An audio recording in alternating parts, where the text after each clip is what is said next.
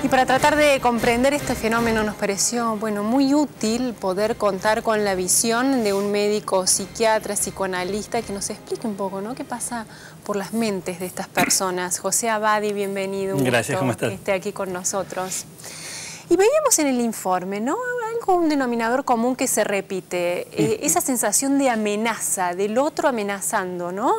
Somos pocos, nos vamos a extinguir, vienen a destruir, vienen a llevarse. ¿Por qué ese temor? Es verdad.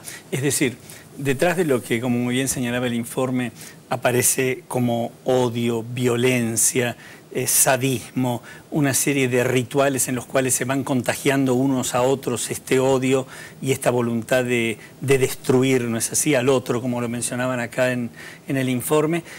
Detrás de todo ese discurso delirante aparece siempre un determinado grupo, un grupo menor, una minoría, a la cual se le asigna la culpa y la responsabilidad de todos los males que acosan a la gente. ¿No es así? Y desde este chivo expiatorio en que se convierte esa minoría, encuentran una serie de justificaciones a través de distorsiones, realmente de una pseudo-racionalidad, una cosa delirante, para justificar la puesta en marcha de todo lo que son los impulsos destructivos y de odio. Es decir, son gente que en aquello que es diferente, en aquello que reconocen como distinto, no pueden aprovechar esa diferencia en términos de integrarlo, de enriquecerse, de poder entender que en esa comunión de las diferencias es donde está la posibilidad de desarrollo de una persona, sino que esa diferencia la ven como peligrosa, como decís muy bien vos, como amenaza. Y una amenaza que tiene que ser destruida. Y a partir de ahí se han desarrollado las barbaridades más impresionantes. Bueno, sabemos en la historia de las locuras más insensatas y asesinas que han tenido lugar, ¿no? ¿Qué los detrás une? de estos fanatismos, de esta gente que Claro, no puede pensar que hay alguien que piense distinto. Es decir, si piensa distinto ya no es alguien, ya es algo que no merece estar vivo o que tiene que ser inmediatamente abolido o destruido. No hay la posibilidad de compartir, no hay diálogo, solamente claro, monólogo. El del fanático, el del violento, el de aquel que por su propia trama psicológica de inseguridad y yo diría no solamente inseguridad, sino donde está también la estructura, el alma del sujeto ocupada realmente por el odio y por la incapacidad de amar y de interesarse por el otro, donde está esa incapacidad se sustituye por la violencia, ¿no es así? claro. Como grupo, ¿qué los une además del odio, no? El odio no es poco para unir a un grupo en este caso como ellos, ¿no? Es decir, la idea de un enemigo común los une. La necesidad de una especie de ratificación del otro a lo que ellos hacen para poder potenciar la violencia. La garantía que detrás de compartir esta especie de explicaciones pseudo racionales, pero que son disparates, no las amenaza en ningún momento alguna responsabilidad o esbozo de sentimiento de culpa. En la idea de lo que llamamos el contagio grupal en estos sujetos que han perdido la capacidad de pensar, reflexionar, diferenciar, integrar, compartir, amar, y en cambio están en una especie de despliegue, ¿no?, de descarga de lo que llamamos en psicología los impulsos tanáticos. ¿Qué son los impulsos tanáticos? De destrucción, de odio y de muerte. Y nosotros, bueno, en este caso hemos visto todos grupos de blancos, pero vemos este mismo fenómeno repetirse entre negros, o vemos, por ejemplo, gente que ellos mismos han sido víctimas del racismo, de la segregación, como el pueblo judío, por ahí, miembros, ¿no?, de, como ya le digo, negros o judíos, ellos mismos generar esta misma actitud de la que muchas veces su pueblo, su comunidad fue víctima y sufrió tanto, ¿no? ¿Por qué se reproducen de ese modo este fenómeno? A lo largo de la historia ha habido siempre grupos racistas, grupos que ejercen la xenofobia, donde la discriminación, es decir, la incapacidad de reconocer al semejante, ha sido el denominador común. En algunos casos, como hemos sabido lo que fueron algunos fenómenos, el nazismo en su mejor expresión, eso se convirtió en un grupo que tomó todo el poder, que reunió una sociedad y que a través de una racionalidad en la técnica y una irracionalidad y una barbarie en lo que es los sentimientos y el pensamiento, cometió la destrucción más terrible que se recuerda en la historia de la humanidad. Ahora, hay más allá de estas situaciones de poder tremebundo como fue el nazismo en aquella Alemania, hay muchas veces, y en la actualidad se reproducen, como decís vos, se reproducen. Están presentes en distintos ámbitos, distintos grupos que tienen y que están teñidos por la incapacidad de convivir.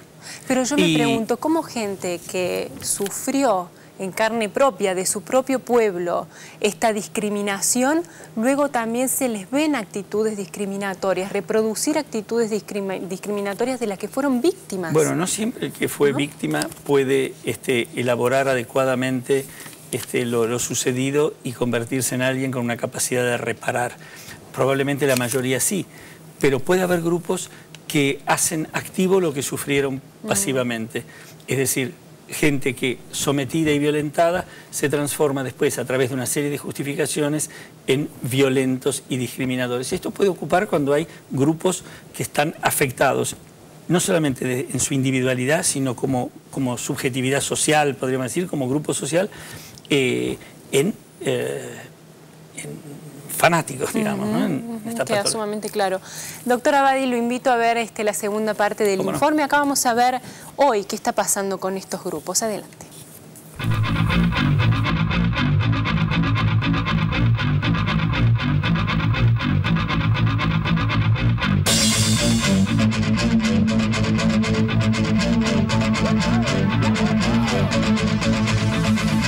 Bajo la irracional teoría de que la humanidad se encamina a una guerra de razas, los grupos del odio continúan reclutando adeptos y no solo en sus territorios de influencia. Con la crisis social producida por la debacle económica del último año, resurgieron expresiones de intolerancia que abonaron el campo para las organizaciones xenófobas. Police say the victim was beaten by 3 men after picking up food at a food pantry. The attack happened in the same area of Bushwick where another Hispanic immigrant was killed. 5 inmigrantes ecuatorianos de una misma familia sufren un ataque xenófobo en Madrid. 9 skinheads golpearon a un matrimonio ecuatoriano, a sus 2 hijos y a un sobrino. Otro hispano de Long Island es víctima de un crimen violento. Hay quienes aseguran que se trata de una agresión motivada por el odio racial. A mediados de la década del 60, el FBI logró infiltrar al Ku Klux Klan y detener a sus máximos responsables. La cantidad de personas que adherían a la organización cayó estrepitosamente hasta llegar a hoy, momento en el que cuentan en los Estados Unidos con unos 5.000 miembros activos. We are the Ku Klux Klan. We hate niggers, we hate Jews, we hate faggots, and we hate spicks. We don't have to have a reason to hate them just because they breathe. You people need to get off your ass and wake up. This is America. The niggers are taking it over and the Jews. Make a stand. Join the Klan. White power! White power! White power! Pero el arma principal del Ku Klux Klan es lograr readaptarse según los tiempos.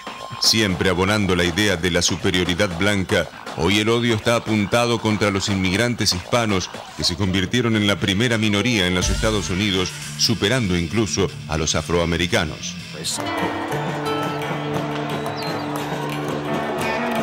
But this Mexican invasion, that is one of the hottest subjects we have.